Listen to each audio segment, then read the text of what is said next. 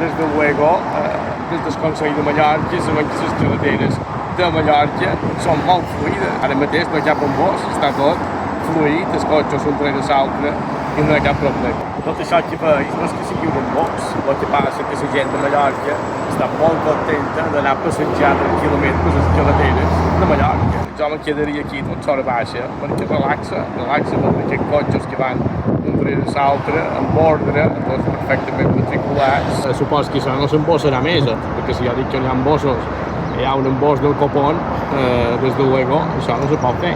Això que veus darrere jo no és un embòs, això és l'aparcament d'Esprica. Això és molt guapo, això és com veure la Fórmula 1. Joder, jo no sabia que hi hagués tant de cotxes a Mallorca. A més, si estàveu embossats, sempre podeu aprofitar dins el cotxe per fer coses. Podeu telefonar a la vostra dona, a la vostra sogra, també al sogre, o també als fills, des del Consell de Mallorca, subvencionant cursos online. Ja contenta, que n'hi ha de cotxes. Noi, encara haurem de fer una carretera per l'aire. Si estàveu embossats dins el cotxe, podeu fer temps si mengeu producte mallorquí de Mallorca.